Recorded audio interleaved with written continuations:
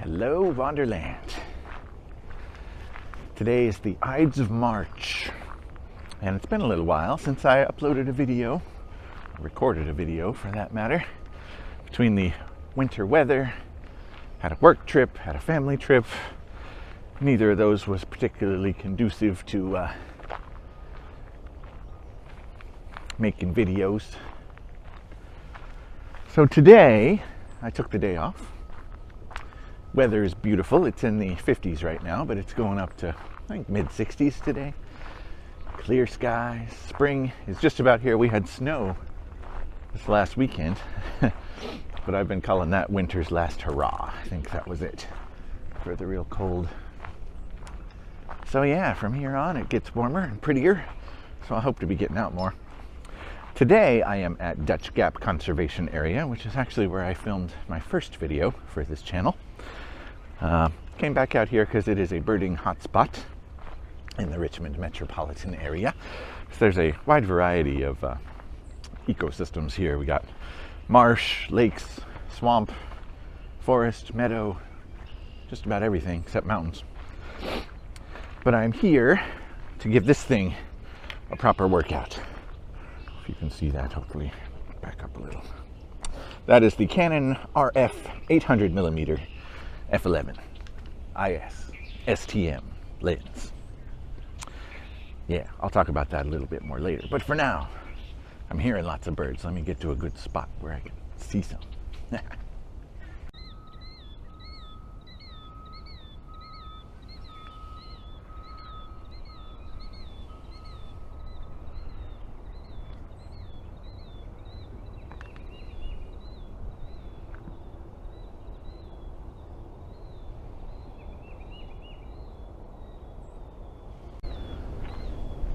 Almost spring, but it still looks a lot like winter around here.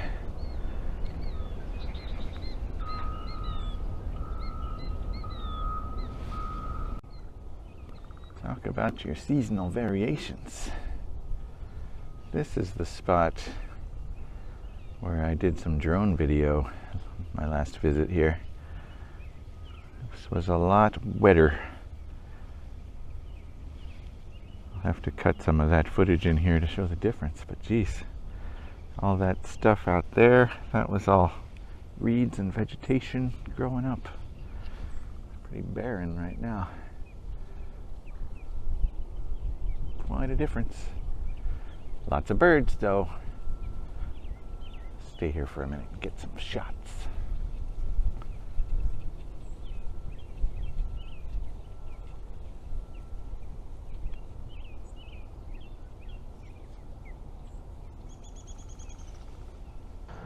Okay, hopefully the construction equipment isn't being picked up too much by my mic.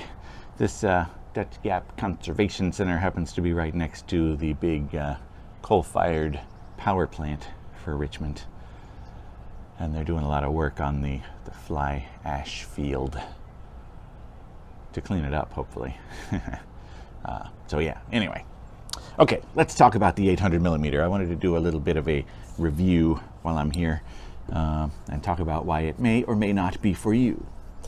So this is really a pretty specialty piece of equipment when it comes down to it. It's really only good for one thing primarily, and that is wildlife. So not necessarily to bring distant wildlife closer, but to fill more of the frame with wildlife that's in the middle distance. So I come to it, and it's a little bit of a story, right? So when I got my R6, which I love, my intention was to use all of my EF glass, which I had a pretty good amount of.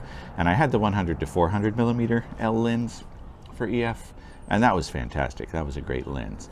But once I got the R6, the adapter really kind of was a sticking point for me. I would either forget it, which made the lenses I brought useless, and I really just didn't like the extra length and bulk that it added anyway. So pretty quickly I started buying RF glass instead, which is fantastic. The RF collection so far is limited, but what there is great.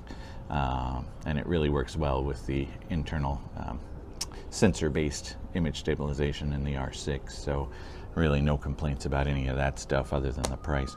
So initially, I got the 600mm version of this, also f11, and it was good, but I found it a bit limiting, right? I wanted in between, like if something wasn't far enough away that 600mm made sense, I wanted something closer. And since the adapter and the 100 to 400 worked well, but not great, I wanted the 100 to 500 L lens. So I got that, and it also, I'm going to use the word fantastic a lot, but that is a fantastic piece of glass right there. But it's, you know, bulky, pricey, obviously. And I found that even 500mm wasn't quite getting me as close as I wanted in some cases. So I got this, which is the 1.4x teleconverter for RF. Also great. You lose a stop of light with it, but you don't lose much sharpness, which is what you want out of a teleconverter. And that got me to 700mm f10 with the 100 to 500, and that's good, but still something a little bit missing. So I decided to go ahead and spring for the 800mm. And the reason I initially got the 600 was because it's a little smaller, right? It fit in my bag. This lens does not. It is large, especially when you actually extend it to shooting length. It's a big baby. But that said, it's reasonably light. Feels good. It's plasticky a little bit, but it's not bad. But I wanted to cover the cons of this lens first, really, because they can maybe tell if it's for you or not, right? And none of them keep me from recommending this lens or being glad that I own it, right? So number one con is f11. So that's the only aperture you've got. It's not just minimum f11, it's f11 or nothing. And that kind of turned me off at first, right? It's not fast at all, so low light is pretty much out of the question. You've got to have pretty well lit subjects or crank the ISO quite a bit, which, to be fair, with the R bodies is not too much of an issue. I'll shoot at 1600, 2000, 2500 and still get usable results, so happy with that. So I said f11. Again, it's big, so it doesn't really fit in a bag. Carrying it is a little bit of an issue. What I've done, well, first of all, the lens does not come with a lens hood.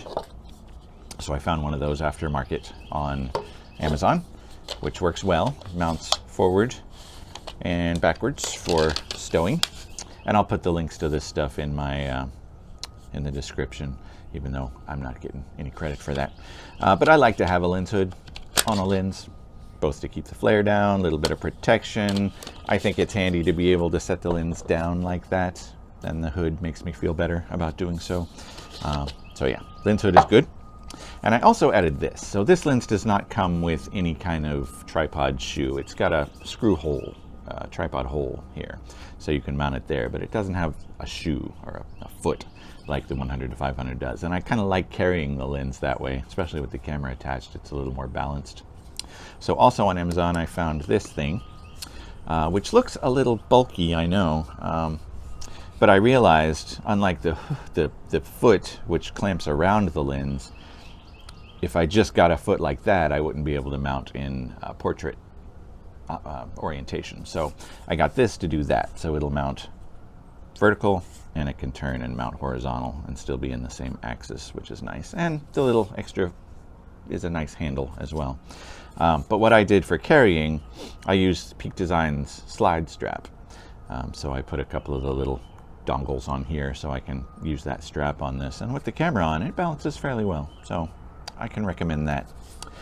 Other cons, at f11, of course, the bokeh can be a little bit not great, depending on your background. But as long as you've got enough separation between your subject and the background, it blurs out pretty well. So that I wouldn't stop. Wouldn't stop me from recommending it. Image stabilization in this is great. Minimum focus distance, that's another con. So it's 6 meters, which is about 20 feet. And at 800 millimeters, you're usually not going to be shooting anything much closer than that. But, you know, some birds will come pretty close to you. And if they come within 20 feet, you're not going to be able to focus on them with this, which is a little bit of a bummer because you could get some nice close-ups in that case. But that's something to keep in mind. If you're shooting, you know, at a distance, no problem. Autofocus is good, very good. That's another con though. It does limit, I guess it's because of the f11, it limits your focus area to kind of the middle half or so of the sensor or the frame. So anything on the edges, you don't get autofocus in that area. Not terrible. So yeah, otherwise, sharp lens, relatively light. Price-wise, obviously, this is still under $1,000 right now, whereas the newly announced 800mm f5.6L will cost you the price of a used automobile, about $16,000. So comparatively, this is the only game in town if you're not a professional wildlife shooter. And the results I'm getting, so far so good. I mean, very happy.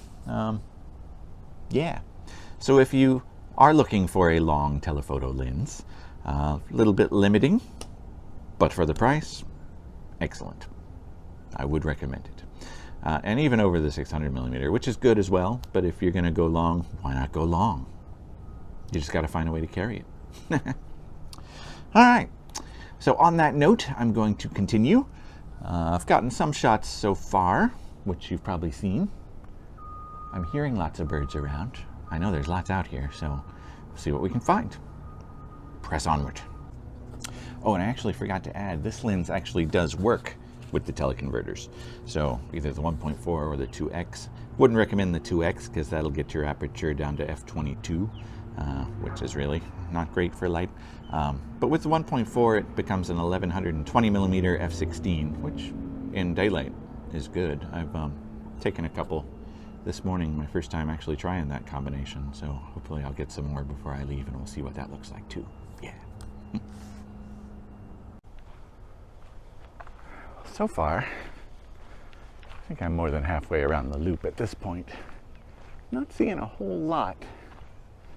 Not shootable anyway. Lots of little birds in the trees and underbrush, but mostly sparrows, cardinals.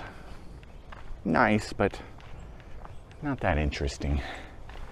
I'm seeing lots of deer tracks, but no deer yet. That'd be nice. And no other little mammals. I think since spring has not yet quite sprung, this might not be the best time. Certainly not very scenic. Glad I didn't come for scenic photography today. There's not much of that to be had. But still, no walk in the woods is wasted. I'm seeing some things flit around up ahead. Maybe I'll get lucky. I've also got a work meeting later that's kind of hanging over my head, so where I would normally maybe park myself and see what comes around for a bit, I don't feel like I have time to do that. So all in all, not ideal. But still, it's nice to be out. Always nice to be out. And it beats working for now. All right. Keep going. See what I see. Hopefully I'll get something to show you. Stay tuned.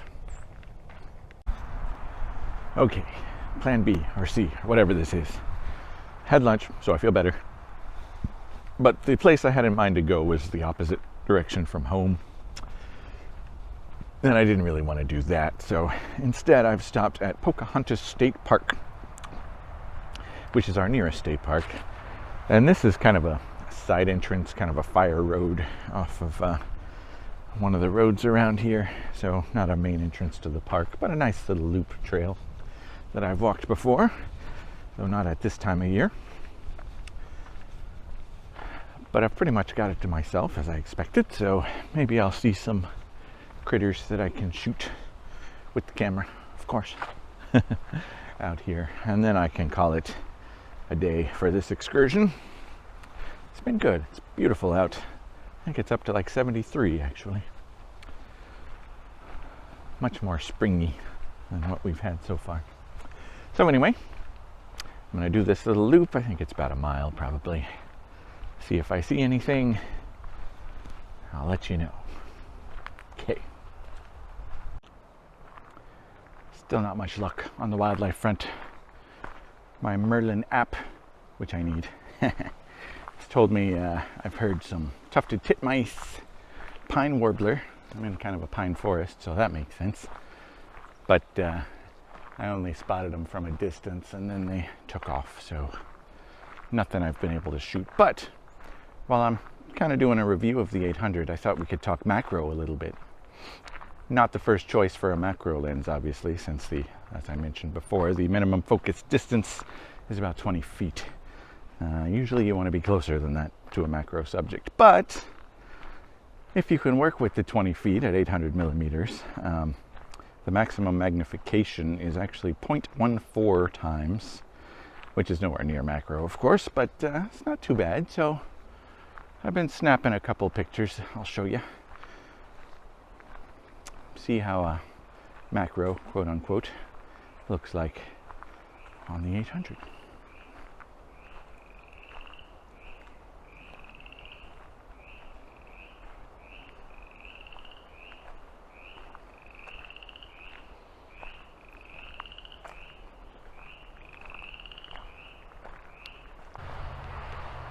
Heading back to the car now.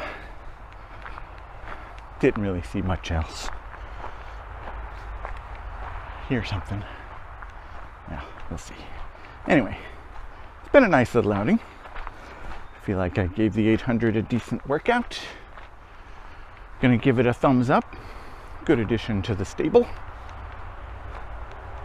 Little specialist equipment, like I said, but nice to have if you can haul it around.